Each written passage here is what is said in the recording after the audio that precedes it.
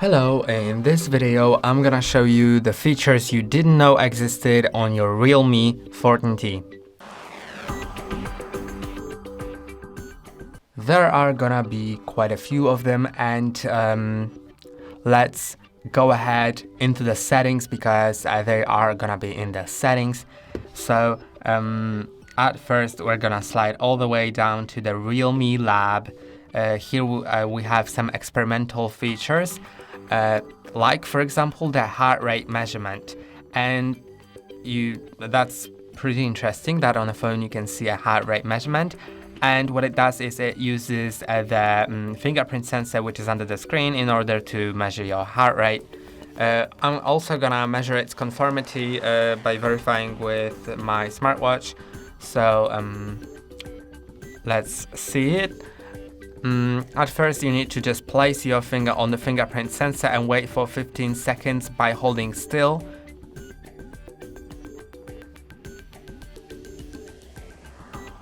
So it says I have 64 BPM, but it was ranging from between like 60 and 69. Then if I measure it here, then we'll see the result.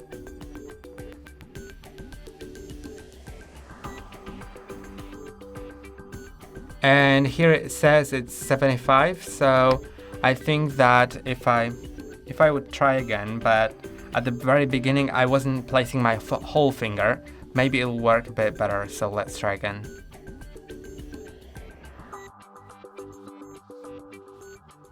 And if I lay my phone flat and put the whole finger on the fingerprint sensor, then it's more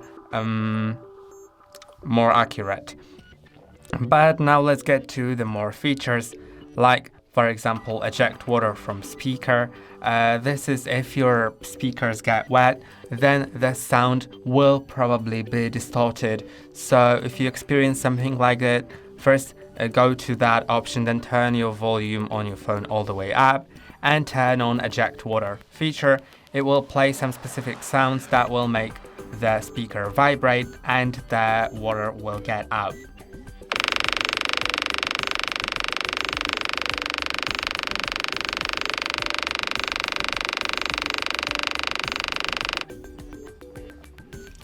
And this is how it works, but now let's get to the more features, which we will find in accessibility and convenience.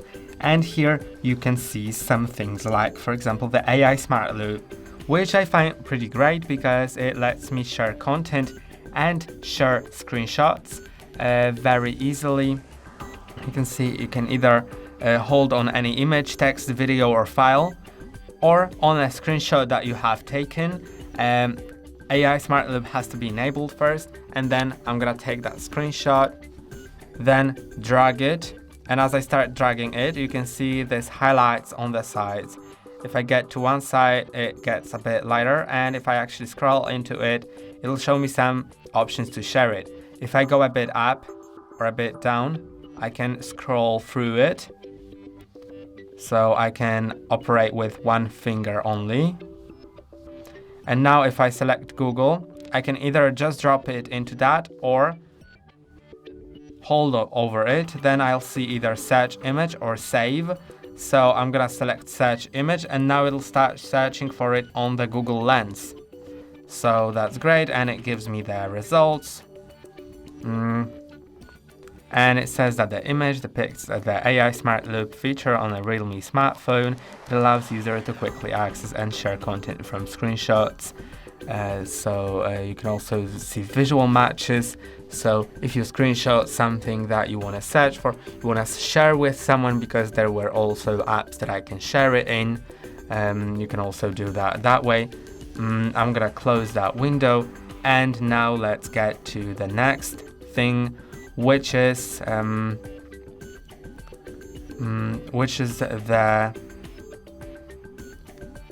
I believe it was the AI boost. Yes, and if you have it enabled, then just sometimes you can go here and click on optimize. It'll optimize the app launch time, the touch response time, optimize some apps and improve smoothness of your phone.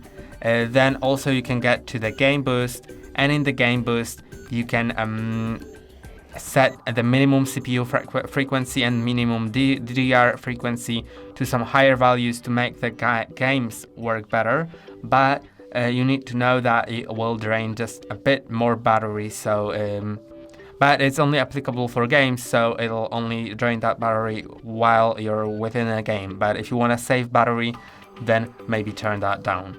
Now, also, since we're in performance, you can also get to the battery settings. And here you'll see the GT mode. And the GT mode increases the performance of your phone. Also uses a bit more battery, but if you need that performance, then get to GT mode, enable it. And now it'll have better performance, frame rate, and resolution of the screen. Once you're done with it and don't want to drain your battery anymore, just disable that option, and this is what it does. Then you can also see it shows the floating window right here, and I'm gonna show you how to use it. So at first you need to have this bar turned on, and it can be done in the accessibility and convenience. And then if you go to the option that I've lost, it's in the floating window, I believe. No, it should be smart sidebar, yes. So you can enable that, and once it's enabled, you can just slide this sidebar. You can also edit it to have the most important apps here, and or you can click on all and select an app that you want to open in a floating window view. For example, Google. And now you can see that what's in the background stays in the background. I can still use it, but the app that's on the foreground also can be used at the very same time. So that's great if you want to quickly check something on Google while still being in a different app at the same time. So you can just search for something, then it'll if you want to close it, click on three dots in top right corner and either full screen, minimize, or close. Then also, if you get to the recents and find the app, any app, then you can click on three dots and open it in split screen. And in split screen, just select then a second app that you want to open. It can be the same one or a different one, I believe. Let's open the camera. Okay, it does not support the split screen view, so I'm gonna open Gmail.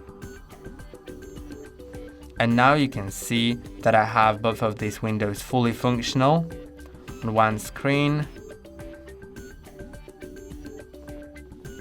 And I can both use the Google and the Gmail at the same time. So in case you wanna use it like that, then feel free to. And if you go to the recent back, it'll still stay like that in a one group.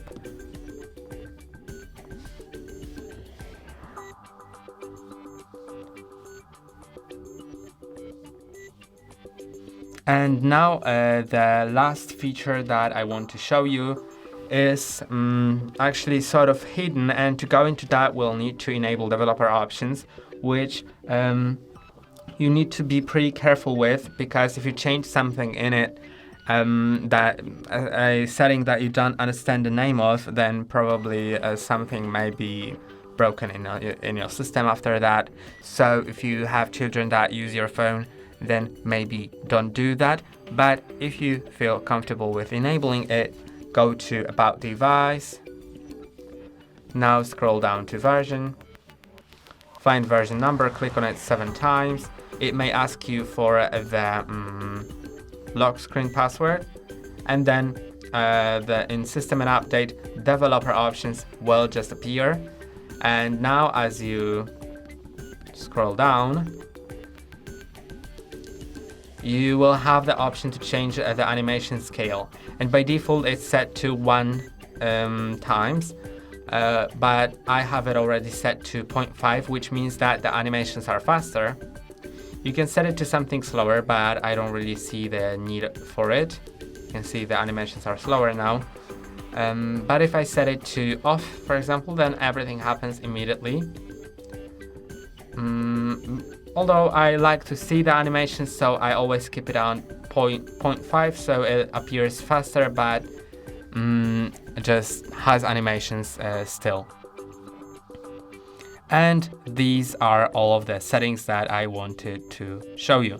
That's all for today. Don't forget to like and subscribe. See you next time.